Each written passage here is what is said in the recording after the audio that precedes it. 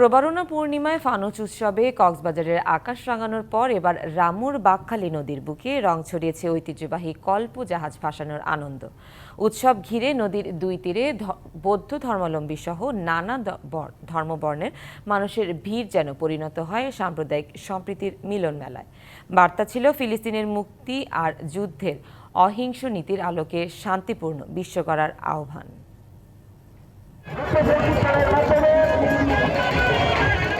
প্রবারণা পূর্ণিমা ঘিরে রামুর বাঁশখালী নদীতে ভেসেছে নান্দনিক কারুকার্যের তৈরি কল্পজাহাজ। পুরো এলাকা জুড়েই উৎসব।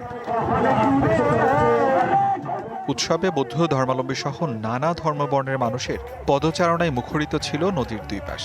বাঁশ, কাঠ, বেত আর রঙিন কাগজের কল্পজাহাজের সৌন্দর্যের সাথে বুদ্ধ কীর্তন পরিবেশনা উপভোগ করেন দর্শনার্থীরা।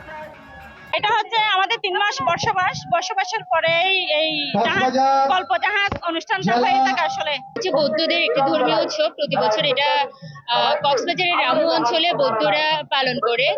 এটা প্রতি বছর খুব উৎসবমুখর পরিবেশে হয়। কক্সবাজারে আসছিলাম, তারপরে শুনলাম এখানে হচ্ছে, এজন্য আসলাম দেখার জন্য।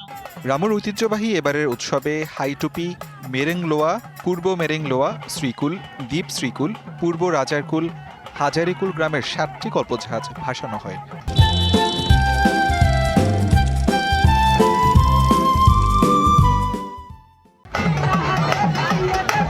টানানো হয় ফিলিস্তিনের জাতীয় পতাকা।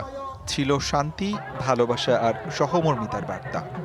আমরা মূলত এই জাহাজের মাধ্যমে একটা বার্তা ছড়িয়ে দিতে চাই। সারা পৃথিবী জুড়ে যে সহিংসতা চলছে, আমরা চাই এই জাহাজের মাধ্যমে সেই বার্তা বয়ে যাক। বিশেষ করে ফিলিস্তিনে যে হত্যাযজ্ঞ চলছে, আমরা চাই সেই হত্যা বন্ধ হোক। বিকেলে এ উৎসবে যোগ দিয়ে ধর্ম উপদেষ্টা বলেন, দুর্বৃত্তরাই ধর্ম অবমাননা করে। আমরা মুহূর্তের ভিতরে আমাদের ল এনফোর্সিং এজেন্সি অত্যন্ত অ্যাক্টিভ। এরকম কোনো ধর্ম অবমাননা, উপাসনালয় অবমাননার ঘটনা ঘটলে মুহূর্তের ভিতরে আমরা এই অপরাধীকে গ্রেপ্তার করে আইনের আওতায় এনে বিচার করার জন্য সচেষ্ট। বৌদ্ধ শাস্ত্র মতে আজ থেকে 2500-এর বেশি বছর আগে বৈশালী রাজ্যে অনাবৃষ্টি, খরা ও দুর্ভিক্ষ দেখা দিয়েছিল। তা থেকে মুক্তি পেতে প্রবারণা পূর্ণিমায় রাজগৃহ থেকে বৈশালী রাজ্যে আমন্ত্রিত হন বুদ্ধদেব।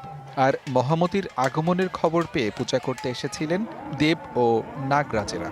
সেই পূর্ণময় স্মৃতিকে অম্লান রাখতে যুগ যুগ ধরে রামুর বৌদ্ধ সম্প্রদায় কল্পজাহাজ ভাসিয়ে প্রবারণা উদযাপন করে আসছেন। TVC news desk.